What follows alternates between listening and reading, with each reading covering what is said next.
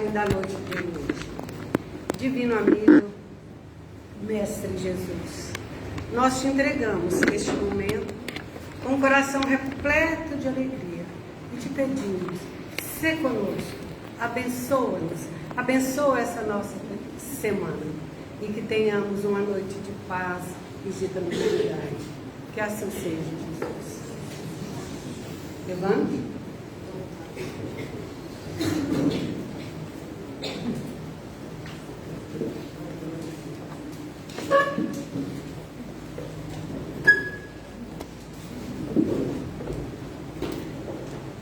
Boa noite a todos. Uma grande alegria estar de volta a essa casa. Já faz uns bons anos. Ainda guardo a camiseta. Ainda tenho a camiseta mesmo. Ainda guardamos a camiseta. Na época que tivemos aqui, não sei quantos anos, faltou luz. Né? Que a nossa luz possa continuar brilhando sempre. Que ela possa nos fortalecer no caminho, mantendo-nos vigilantes, serenos, lúcidos, para onde quer que estejamos, sejamos essas sentinelas, né, do amor, com esses pilares do Evangelho, porque nós precisamos muito deste Evangelho. O tema da noite nos fala da evangelioterapia como um antídoto ou até a cura para a ansiedade e a depressão. E olha que estamos vivendo tempos difíceis, pelo menos é o que dizem lá para a nossa região de Passos. Aqui talvez no Piauí não, mas por lá os tempos são difíceis. Talvez porque eles são chegados, como prometido pelo próprio Mestre, e como trazido para nós terrenos ou terráqueos, humanidade, pelo querido Kardec. É hoje, né? Dia 3/10, aniversário de Kardec. E quando o Divino me concedeu a honra e o privilégio de escolher a data, eu não tive dúvida nenhuma, né? Pretensiosamente escolhi o dia 3, por ser o dia de Kardec e por ser a abertura da semana, a 40ª semana. As expectativas estão tranquilas, né? Eu estou sendo o primeiro, então a expectativa é menor. É isso? Dizem na escola que é bom começar logo, né? Você vê livre depois, não é assim que a gente fazia? Muito bem. Então hoje, dia de Kardec, inaugurando a 40ª semana, nós temos que agradecer imensamente. Por mais difíceis que os dias tenham sido, aqui estamos vivos. E por mais difícil que tenha sido a caminhada até aqui, longa, turbulenta ou não, foi essa caminhada que nos trouxe até aqui.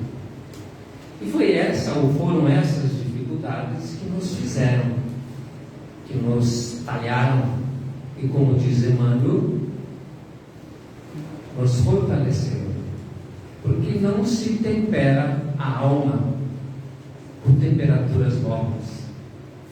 O espírito é fortalecido em altas temperaturas. E o nosso Pai nos ama e, portanto, educa. Não é assim que aprendemos? Quem ama, educa. E o Espiritismo, assim como o Evangelho, é um código de conduta extraordinário que nos convida a refletir de forma educativa. Nós precisamos ter esse olhar, porque senão não nos educamos. Quem educa sabe a responsabilidade que existe em conduzir ou tutelar temporariamente uma alma, em trazer para ela expectativas futuras positivas, para que ela consiga, independentemente do cenário que ela vive, vislumbrar, através da esperança e do amor, dias melhores. Afinal de contas, é o nosso destino, sejam perfeitos, como o nosso Pai é perfeito. Se formos ver, o Evangelho nos coloca numa posição extremamente privilegiada, porque ele nos resgata Ele nos retira de uma condição, não sabemos qual, até porque não lembramos, e nos coloca numa condição de filhos. E essa é, sem dúvida nenhuma, a grande e a principal mensagem do Cristo, trazida pelo seu Evangelho, e por isso a boa nova. É importante entendermos como isso foi trazido para nós e como é que nós temos vivido com essa mensagem. E por que depois de tanto tempo, já se vão aí 2.000 anos, um pouquinho mais, em contato com esse Evangelho libertador, nós ainda estamos em pleno século com dificuldades nesses dois quesitos do tema de hoje: ansiedade e depressão. Porque quem é, nos tempos atuais, quem não é ansioso?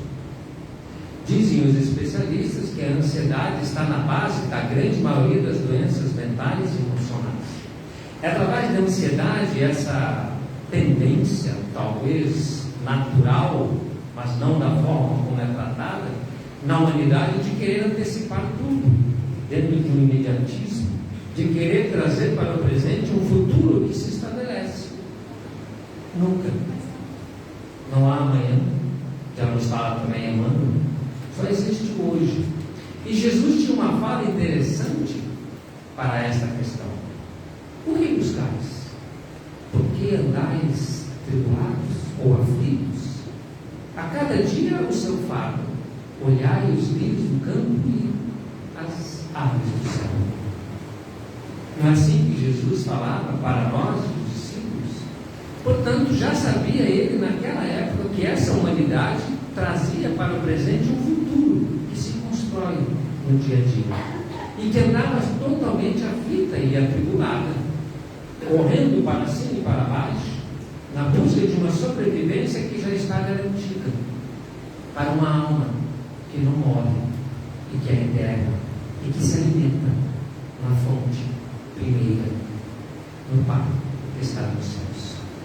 Então Jesus trouxe uma mensagem que nos resgata e nos coloca numa posição que, se nós soubermos ocupá-la, porque ela é nossa por direito, nós nos resgatamos e nos curamos da ansiedade e da depressão. Se fosse um médico falando dentro de uma cura prometida pela medicina convencional ou não, seria totalmente pretensiosa. Concordam comigo? Quem dentro da medicina conhecida poderia ocupar a tribuna e dizer com tanta segurança que determinada terapia curaria em definitivo tanto a ansiedade quanto a depressão? Nós não acreditaríamos, provavelmente. Tanto é que ainda hoje a gente procura a cura desses males através da medicação. As pesquisas e estatísticas nos contam que raras são as pessoas que não se medicam para tratar da ansiedade e da depressão. Muitas precisam dos medicamentos para dormir e depois precisam dos medicamentos para acordar. Então há uma humanidade que sofre, mas por que ainda sofre? Será que entendemos de fato a mensagem trazida no Evangelho? E se entendemos de fato, a colocamos em prática? E aí estão dois aspectos que talvez possam explicar porque depois de tanto tempo ainda sofremos dos males daquela época. Decorridos 2.000 e tantos anos de Evangelho, ainda não conseguimos, em termos globais, humanitários ou humanos, vencer ansiedade e depressão. Parece que o peso da vida tem sido demasiado para os nossos frágeis ombros. E lembrando aqui uma historinha de criança, quando determinada pessoa reparou o irmãozinho mais velho carregando o irmãozinho mais novo nos ombros e percebendo aquela criança realmente tendo dificuldades para carregar o irmão, que não podia andar. A história é um pouquinho mais longa, eu estou resumindo por conta do tempo. E perguntado esse irmão por que é que carregava a criança e se ela não tinha ou não era pesada para os ombros tão frágeis, aquela criança, sabemos nós pela história, respondeu: não há peso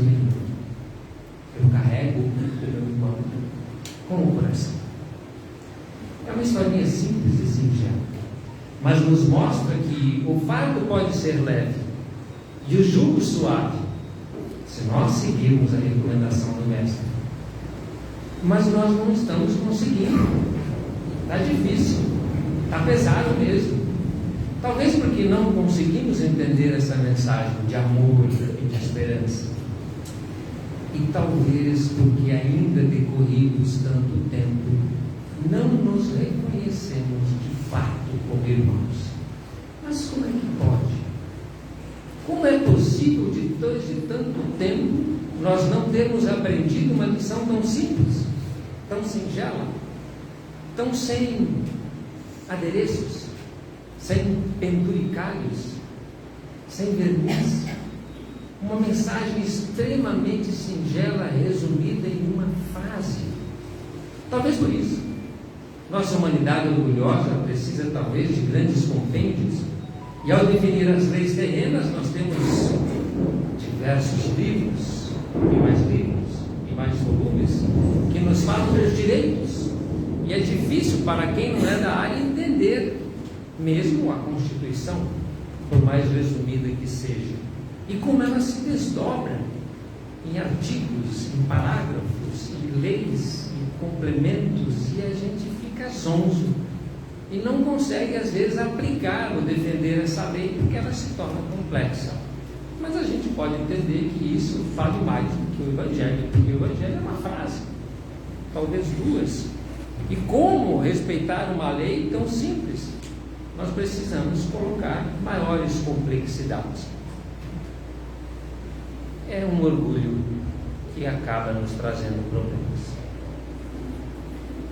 Duas questões então estão colocadas para nós, e a gente precisa em pouquíssimo tempo tentar entender essas duas questões e por que em plena atualidade ainda sofremos desses males.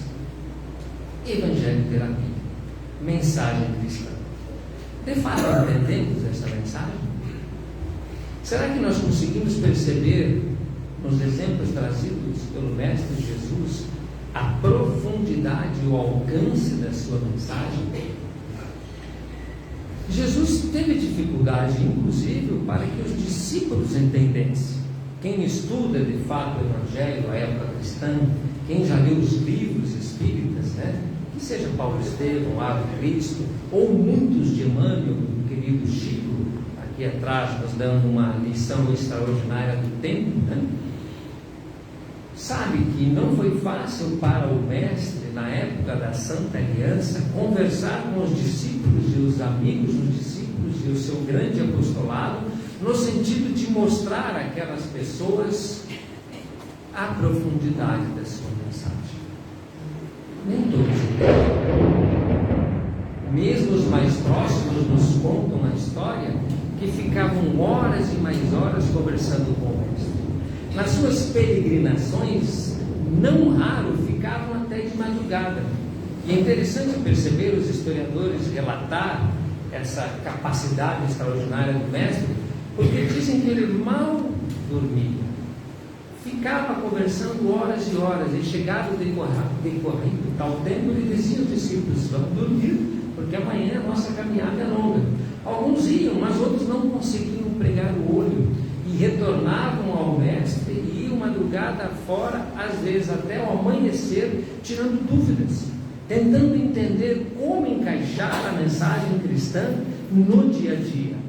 Os conflitos entre vencer a sobrevivência material, em dedicar um tempo às questões que estão diretamente relacionadas ao sustento e à sobrevivência, e essa doutrina que nos fala de um reino que não entendemos e que nos faz promessas futuras que não temos o alcance suficiente para compreender. E quanto nos foram os que se aproximaram do Mestre porque sabiam que era o prometido, que libertaria o povo do jugo romano, com exércitos à disposição, com seus 1.000, 22.000, 30.000 lanceiros, dizendo ao Mestre: eis que todo esse exército estava à disposição do enviado para que ele pudesse libertar o povo do jugo romano. E Jesus gastava horas e mais horas para lembrá-los que jamais se daria libertação de qualquer homem através da violência. aquele ser que em todo tempo e lugar falava de paz. Convencê-los que a grande revolução ou a grande proposta cristã jamais se daria pelas armas e pela violência. Convocou-os a ser sentinelas e guerreiros da luz, mostrando que a educação da alma é que faria a libertação do povo. E ia mais longe, dizendo: libertar quem de quem? Acaso nessa mesa posta escolheremos os privilegiados que vão beber e comer desta comida? E os outros? Não são igualmente os romanos filhos de Deus? Não são todos filhos do mesmo Pai? A quem libertar, senão o próprio homem de si mesmo e da sua ignorância? O homem precisa ser libertado, precisa ser livre, porque não sendo livre, entrega a sua liberdade ao primeiro que aparecer.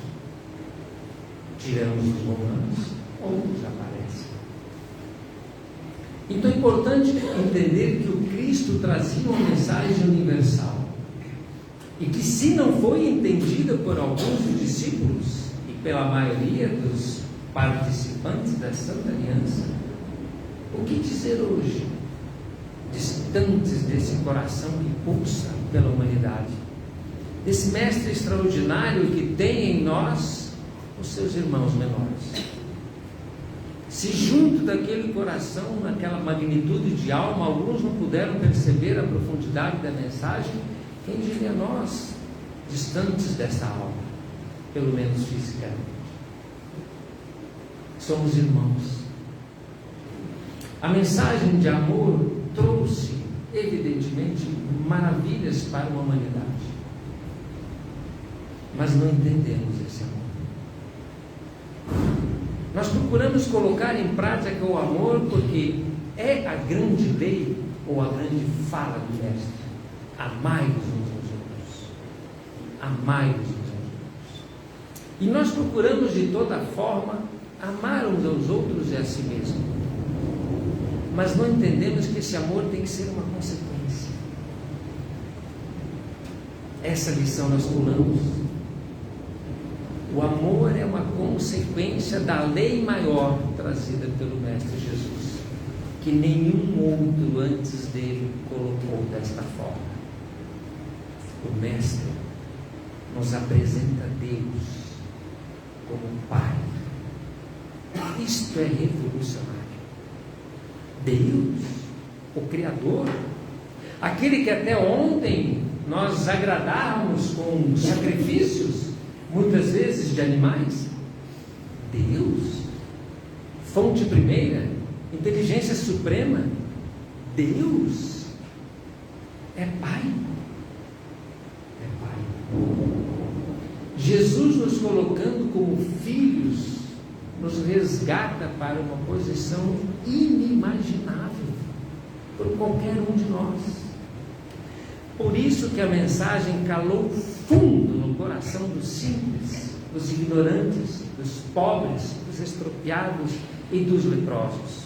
Porque pensem numa humanidade vulnerável, extremamente esquecida, naqueles que eram largados, se não tinham condições. Pensam na dificuldade das crianças e das mulheres, numa humanidade que vencia pela força e se estabelecia num poder que se estabelecia para ser servido e jamais servir. E vem o Mestre nos falar que esses mais humildes, os escravos, os simples, os ignorantes, os mendigos, são filhos do mesmo Pai.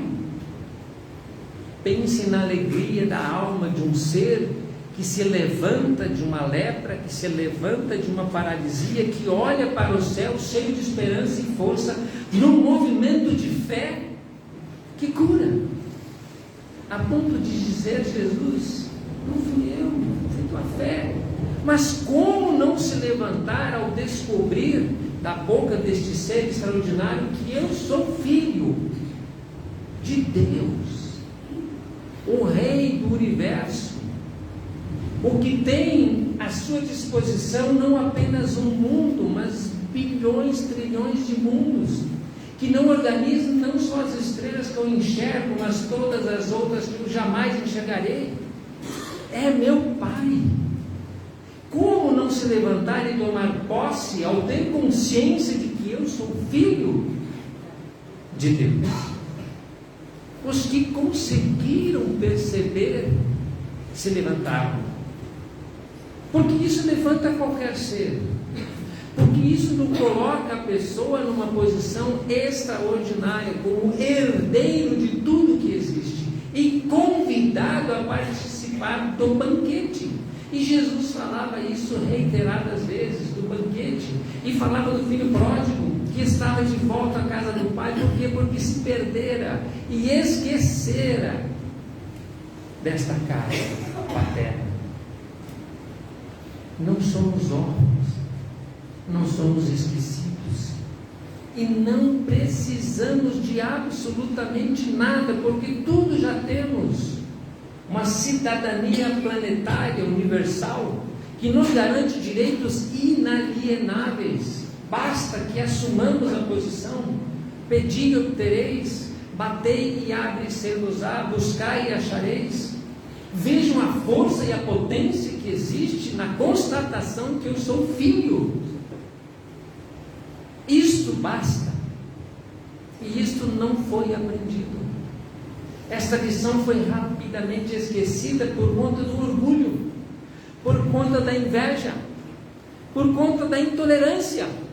Porque se eu sou filho, tudo bem, ótimo, mas se eu sou poderoso, eu ser filho significa que o escravo também é. Significa que aquele leproso também é. Então, fácil essa mensagem calar fundo no coração daquele que nada tem. Fácil essa mensagem calar fundo no coração dos humildes. E por isso que Jesus falou que as maiores verdades seriam entendidas por eles e jamais pelos doutos ou doutores, por conta do orgulho. Porque o orgulhoso não aceitou e não aceita que o outro é seu irmão. A própria história de Emmanuel, está lá em 2000 anos, o Lentulus encontrou-se com Jesus. Lívia, sua esposa, aceitou a mensagem e perambulava com as escravas e as amava e entregou-se no circo vestida de escrava para que a outra sobrevivesse. Públio Lentulus jamais aceitou à época entender que o seu escravo fosse seu irmão. E hoje também não entendemos. Quando estendemos a mão por caridade ao estropiado, ao humilde, o estendemos por uma lei convocada ou colocada para nós: amai-vos uns aos outros. Então eu me sinto na obrigação, enquanto tarefeiro, de tarefas de uma agenda caritativa, de entregar as cestas básicas, de dar abrigo, dar alimento, dar condições, dar cobertor, agasalho, para aqueles que perambulam e que são vulneráveis. Mas eu faço um movimento de amor, uma ação, mas eu não enxergo neste outro o meu irmão. Por uma incapacidade de entender isso. Porque o irmão naturalmente não estaria na rua. Se porventura o teu irmão, em determinado momento, saísse da tua casa, aquele irmão que você ama, e por um lapso de memória se perdeu na rua, e pegou um caminho e se perdeu, e você procura o irmão está perdido. Alguns não o conhecem, ele não se lembra, e passa talvez poucos dias, vamos dizer uma semana perdido. Imagine o que acontece no coração daquele que tem o irmão perdido, e dessa mãe, e desse pai, de ter um filho que perdeu-se, e pense na alegria de encontrá-lo 7, 8 dias depois, caído numa sarjeta, talvez machucado, seminu, um mendigo, fedendo. Muitos passaram por aí, muitos não samaritanos passaram por esta pessoa e não enxergaram dentro de uma invisibilidade pública. Por quê? Porque eu não sei quem é, mas eu você que era irmão, a olhar para aquele ser, e ele, a hora que levanta, olha para você e você reconhece os olhos, você grita, meu irmão, e você acolhe com o coração, e você traz junto ao peito, e você carrega no seu carro, você leva para a tua casa, você dá de comida, e você limpa, e você põe ele na sua cama, num movimento natural e espontâneo. E o amor que você demonstra para aquele indigente, que para todos era um indigente, é diferente. 1000 passaram por ele, 2000 passaram por ele, uma cidade inteira passou por ele, e ele continuou na sarjeta. E nós somos caridosos, nós damos agasalho para ele, mas ele continua na sarjeta. E nós damos alimento, mas ele continua na sarjeta. Nós damos através da lei do amor, mas não somos irmãos. Porque se fosse teu irmão, estaria na tua casa, contigo, hoje, sem nenhuma pergunta. Mas o que você fez com aquele mendigo? Ele é meu irmão. Está na minha casa porque é meu irmão. Os cristãos da época entenderam isso, alguns. Maria Madalena entendeu isso. Que louca, largaria tudo para ir ter com os leprosos. 2000 anos depois, por Covid, nós ficamos longe. Ela foi ao encontro dos leprosos, numa época em que lepra matava a rodo. Não se preocupou, porque percebeu que lá estavam os seus irmãos, e reconheceu na palavra funda e profunda do Mestre: Maria. Qual mãe é maior aos olhos do Pai do que aquela que se dedica aos filhos alheios e não aos filhos do próprio ventre? Está lá no capítulo 20, Humberto de Campos, né? Boa Nova, Maria de Magdala. Então percebam que isso tocou, e Maria se reconheceu como filha e percebeu que todos são irmãos. E imediatamente pensou: quais os filhos mais desprotegidos e vulneráveis desse pai, senão os leprosos? Conseguimos entender essa diferença? Que o amor é uma consequência natural que deve reger uma relação de irmãos, e que o amar-vos uns aos outros só pode vir de forma espontânea e natural depois desse reconhecimento. Porque antes disso, sim, não vamos deixar de fazer, mas é um amor endereçado ao desconhecido, é um amor endereçado a alguém que não é devidamente reconhecido como irmão. E não vai aqui nenhuma crítica a nenhum de nós, porque essa dificuldade em reconhecer o outro como irmão vem depois dessa aqui colocada anteriormente, que é a incapacidade que temos de nos reconhecer como filhos. Eu não consigo me reconhecer como filho desse pai, e portanto, natural e consequentemente, não vou entender que o outro é meu irmão. E se eu não me reconheço? Não é assim? Não, eu não sou filho daquele. Eu me confundi então continua aí. Nós não somos filhos do mesmo pai. Você não é o Zé Odério, o Zé Olinto, filha da Dona Maria, do seu João? Não, então tá bom, então continua ali quietinho, eu vou procurar quem é esse meu irmão. Não é assim? Então, se eu não reconheço essa paternidade, eu vou ter dificuldade de reconhecer espontaneamente esse irmão. Então, essa é uma explicação muito clara e muito tranquila de por que depois de tanto tempo nós ainda temos uma humanidade tão dividida. E hoje ainda mais dividida, né? Pelo amor de Deus, uma polarizações em tudo que existe, né? Nós temos aí bandeiras levantadas por vários e vários grupos que só fazem dividir mais. Na época do Cristo, quando se levantava uma bandeira como essa: vamos defender os hebreus, vamos cuidar dos gregos, vamos nos libertar dos romanos. Jesus falou: mas meu Deus do céu, o que vocês estão fazendo? Nós somos filhos do mesmo Pai, todos somos irmãos. Vocês querem montar um grupo privilegiado e se dizer cristãos? E os outros. Paulo entendeu isso e foi levar o Evangelho aos gentios, que inicialmente não era uma boa ideia, acolhida pelos demais apóstolos. Mas sim, até hoje nós temos nacionalidades que separam. Temos religiões que, ao invés de unir, separam. Olha que loucura que acontece, levantamos a mesma maneira de cristãos, seguimos o mesmo mestre, somos filhos do mesmo pai, mas não nos entendemos, porque um é judeu, o outro é muçulmano, porque um é de uma casta, o outro é de outra, porque um é vermelho e o outro é azul. Numa mesma família é capaz de ter divisão por conta de política. Ou não? Não vivemos tempos difíceis? A gente tem que tomar cuidado como é que se mexe. Se eu estiver mexendo muito a mão direita, alguém vai dizer, ó, Evandro, né? E se eu começar a mexer muito a mão, olha, então eu tenho que mexer as duas, né? Senão daqui a pouco vão dizer que eu estou polarizado para um lado. Então tudo está acontecendo hoje por uma humanidade que não reconhece, irmãos. Nós estamos levantando situações que nos separam ao invés de nos unir. E aí eu coloco um questionamento muito profundo, muito sério, do que está valendo o conhecimento, então? Do que nos está valendo o conhecimento do Evangelho de tantos anos? Do que nos está valendo o conhecimento? Sejam curtas elas, nas terapias, nas holísticas e não holísticas. Temos conhecimento demais. O Google hoje, pelo amor de Deus, qualquer coisa que você procura, você tem. É conhecimento de sobra. E no que está nos favorecendo o conhecimento? Parece que ele mais nos separa do que mais nos une. E aí vem a segunda situação. A primeira é essa.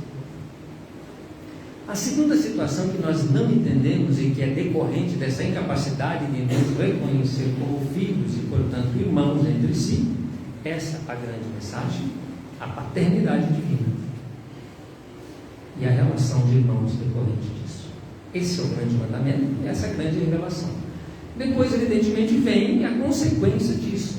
Portanto, meus filhinhos, amai-os. Portanto, meus filhinhos, amai-os. Porque não existe outra forma de se relacionar entre irmãos, filhos do mesmo pai. Então a humanidade se separou, buscou aí os seus caminhos, e outra grande dificuldade advinda dessa constatação é que nós não temos sabido colocar em prática essa capacidade inerente do ser humano. Nós não estamos conseguindo colocar em prática. Então, tudo bem, eu conheço o Evangelho está aí, ótimo, né? É como ir no médico, o médico faz toda lá uma relação, olha, sua glicose, seu colesterol, né? Você vai para casa com o Evangelho na mão, toda a profilaxia do médico, mas você, né, faz alguma coisinha, faz outra, mas você não segue a risca. Acontece uma coisa muito interessante aí, né?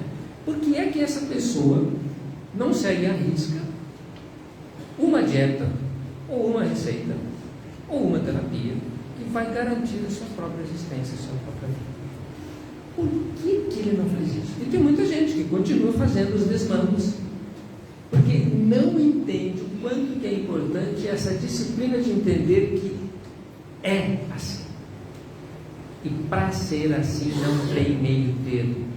Jesus falava, sim, sim, não, não.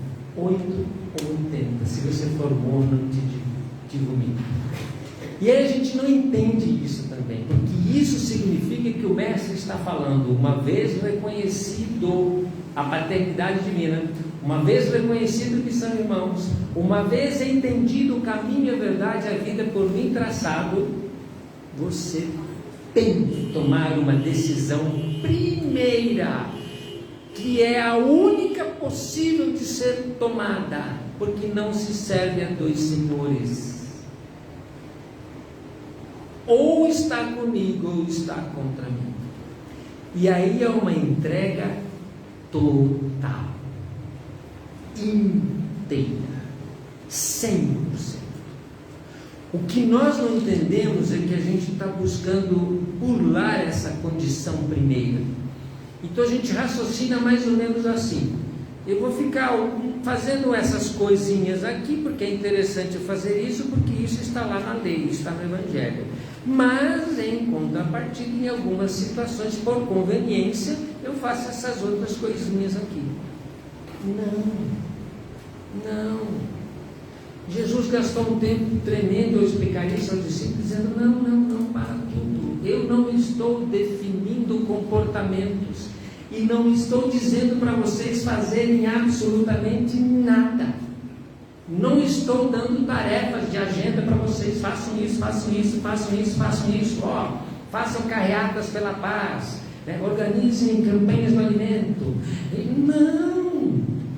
Não. Eu estou falando de profundidade de alma. Eu estou dizendo o que vocês têm que ser e não o que vocês têm que fazer. Então não vá fazer carreatas pela paz. Sede pacíficos. Mas aí é difícil. Então é mais fácil cumprir agendas onde eu faço coisas que me garantem para uma consciência equivocada que eu estou agindo com amor, que eu estou fazendo caridade. Jesus não nos convocou a fazer tarefas, nunca. Porque qualquer um faz. Um ator, né, que é, por exemplo, alguém que fosse um desonesto, sei lá, o que não é muito bom, que a gente poderia colocar alguém que anda armado e dá tiro nos irmãos, numa guerra, né? Pode ser que ele faça tarefas. Ele vai na missa, ou ele vai lá no seu culto, né? Ele distribui cestas básicas. Então ele faz tarefas. E Jesus falava: esse povo me honra com os lábios, mas não faz a vontade de meu Pai.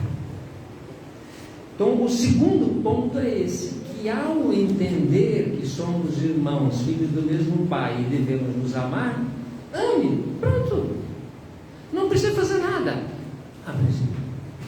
Porque antes é decisão de se colocar integralmente aos braços do Pai e ser com Ele. Por isso o óbvio da viúva, que ninguém entende, ou entende profundamente. 2 dinheiros, 2 milhões. Está lá o óbvio da viúva. E a gente vai para o lado do material e fala: tudo bem, né? Não adianta eu dar 2 milhões e não sendo de coração. Tem que dar 2 de coração. Mas não é só isso. É entrega total. Porque 2 é o que ela tinha. Ela não tinha mais nada. Mais nada. Na sua casa não tinha comida. Na sua casa não tinha nada. Ela tinha 20 centavos, né? Para ficar mais fácil. 20 centavos. E os 20 centavos ela entregou. Ela deu-se de toda. Tudo que ela tinha lá dentro. Essa é a entrega. Essa é a entrega. 100% com Jesus. 100% com Ele. Por isso que é difícil. Por isso que, decorridos 2000 anos, a humanidade ainda sofre dos males do Espírito, porque se equivoca, procurando cumprir agendas e tarefas, imaginando que com isso está melhorando. Não está tomando remédio, não está se medicando. Decorrido certo tempo, o corpo revela a negligência decorrida dos anos a fios, sem fazer o que tinha que ter sido feito. As dificuldades se apresentam como uma pandemia, e aí a gente revela a nossa fragilidade de uma humanidade que perdeu o conhecimento profundo da mensagem cristã. E não se trata de não ter Deus em faculdades, ou de não ter situações que não acontecem em tal lugar, porque isso não tem importância nenhuma. É aqui dentro. Cuido de fundar o reino de Deus na terra. As primeiras palavras do Mestre, lá na entrada de Jerusalém. Reino de Deus nas tuas mãos. E o que julgas tu ser isto? Galileu. É obra divina no coração do homem. Ponto. Obra divina no coração do homem. Não é em lugar nenhum. É no coração do homem. E não no coração dos homens. No coração do homem. Tem endereço certo.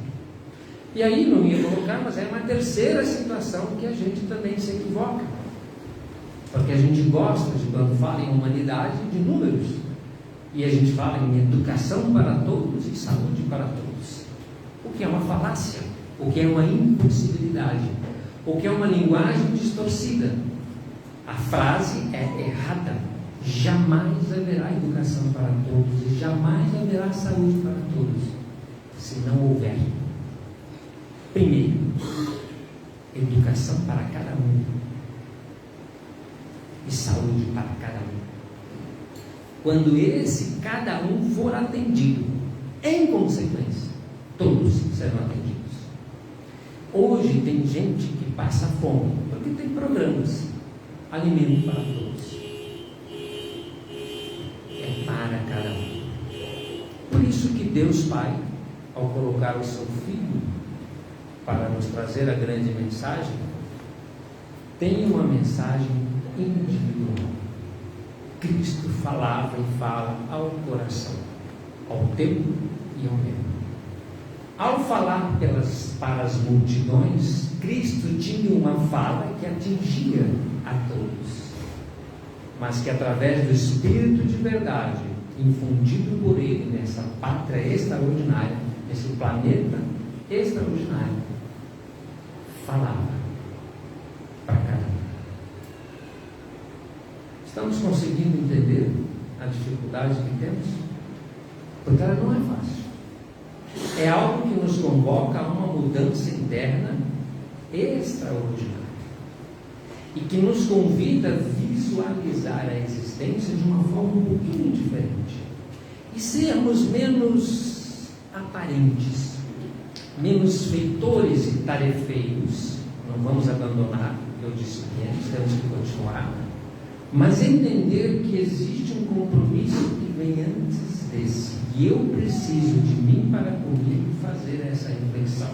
Eu preciso olhar no espelho da alma, na forma que eu quiser, quando quiser, pode ser hoje, pode ser amanhã, e eu tenho que perceber no meu coração se esse reino, essa obra de vida está produzindo frutos. Eu tenho que, independentemente do que eu tenha feito ou do que eu esteja fazendo, aonde quer que seja, eu tenho que derrubar aquele censor ou aquele cobrador que fica toda hora me infligindo. Você tem que fazer, você perdeu muito tempo trabalhando na última hora, você tem que fazer, claro, mas em consequência, não adianta eu sair correndo de casa e deixar o coração bastante. Não adianta eu me infundir de um personagem que vive no planeta e atua. Eu tenho que perceber como anda esse ator, não o personagem, não aquele que se movimenta no palco do mundo para cumprir tarefas, sejam elas profissionais, pessoais, sociais ou familiares.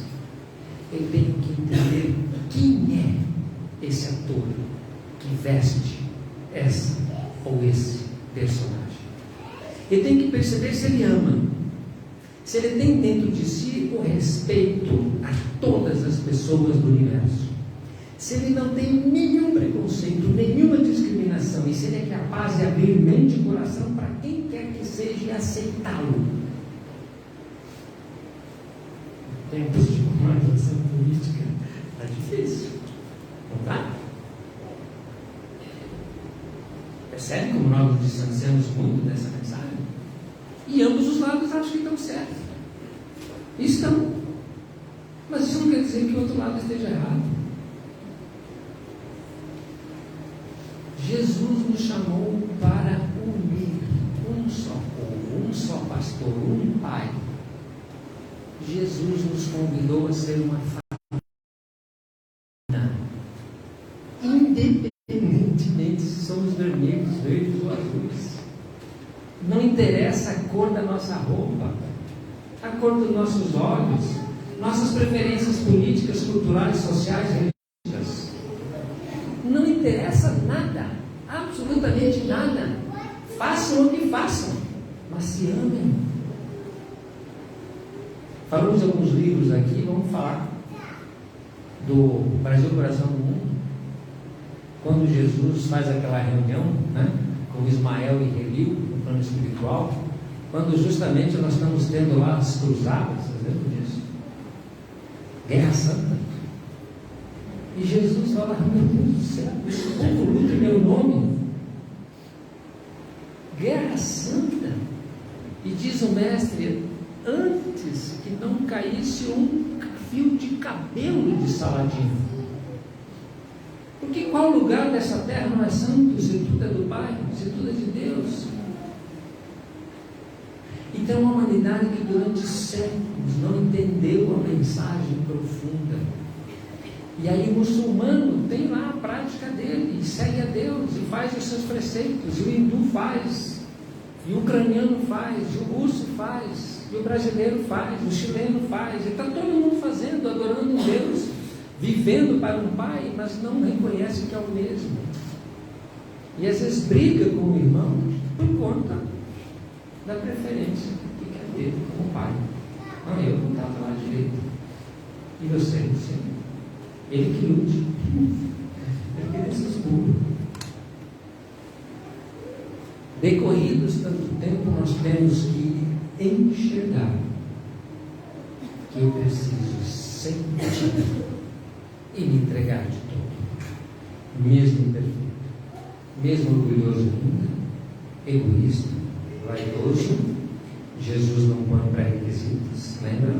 Ele ainda falou: eu vim justamente para esses, os pobres e expropriados, porque eu sou a luz, eu sou o farol, eu sou o libertador, eu sou o caminho, a verdade e a vida. O que quiser vir após mim, renuncie a si mesmo e se entregue de todo. Renuncie a si mesmo. Essa é a entrega. Isso não entendemos. Então, para a gente concluir, porque é um assunto vastíssimo, a gente tentou fazer um corte, né? Espero ter sido entendido, né? Relembrando, paternidade divina, somos todos irmãos, portanto, em decorrência, a única relação possível entre irmãos é uma relação de amor. Então, eu amo os meus irmãos, em decorrência de serem meus irmãos. Ainda não consigo, mas entenda isso. Não é amanhã que você vai olhar as pessoas mais vulneráveis e vai ter esse amor por elas a ponto de carregá-las nas costas e levá-las para a sua casa. Temos os nossos limites ainda, não conseguimos fazer isso, mas entenda o que é isso. Entenda que é por isso que nas obras de André Luiz, Venerandas e Narcisas estão acima de qualquer um deles. Como naquele livro, que agora nem sei qual, está lá André Luiz e o Félix, eu acho, né? No quarto, conversando com dois inimigos, um encarnado e um desencarnado, né? O desencarnado espera o encarnado dormir para pegar ele no tapa, lá no quarto, né? Se alguém lembrar a obra, pode falar depois, eu já esqueci qualquer obra.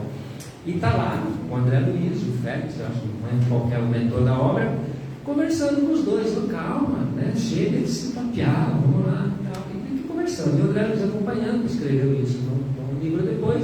Chega em determinado momento, os dois estão mais calmos, né? Com aquela cara de paisagem, olhando para os dois, entenderam aqui, né? O que eles quiseram falar. Eles eram inteligentes, estavam desdobrados, portanto lúcidos, e não entenderam. Aí o André Luiz, né? Não lembro direito como é que as palavras estavam, um olha para o outro e fala: e agora? Agora nós somos dispensáveis.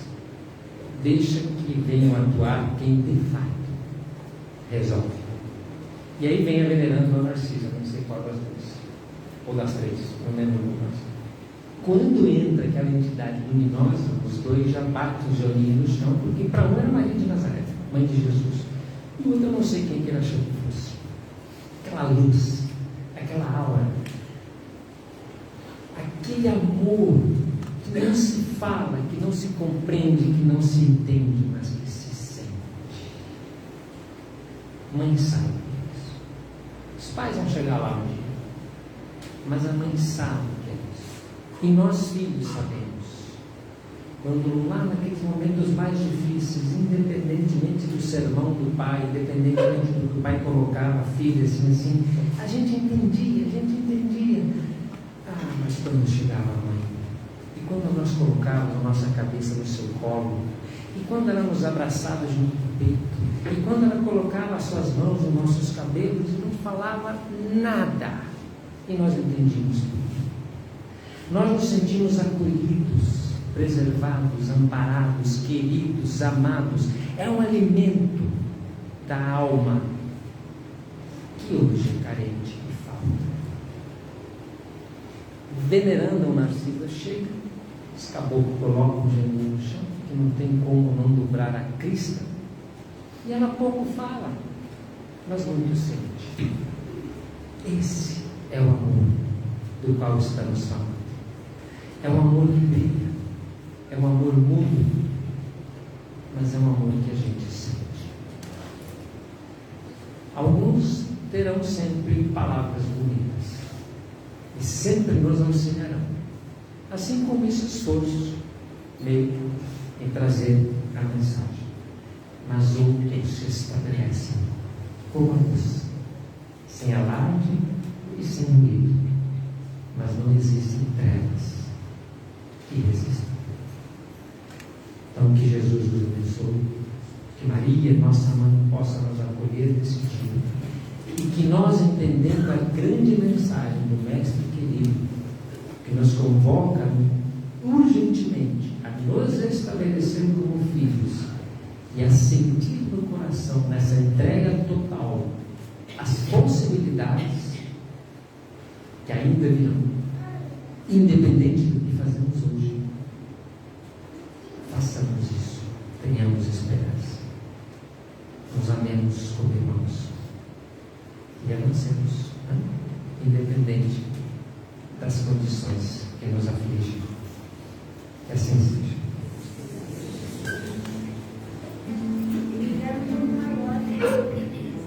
O maior?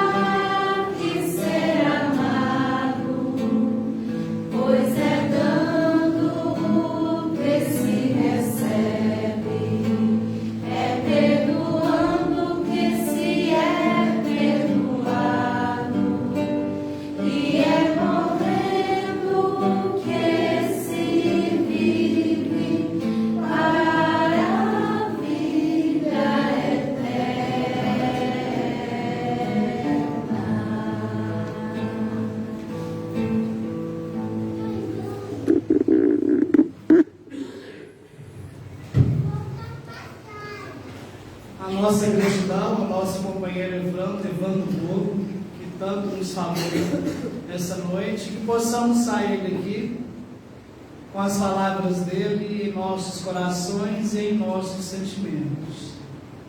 Lembrando que amanhã às 19h30, no Allan Kardec, a nossa companheira Sandra Miramar virá fazer o estudo do segundo dia da Semana Espírita. Contamos com a presença de todos vocês. Eu vou passar para a Dulce Deia fazer a prece final. Logo após tem um cafezinho com chá nos fundos e a venda de livros aqui no Salão de Paz. Estão todos convidados.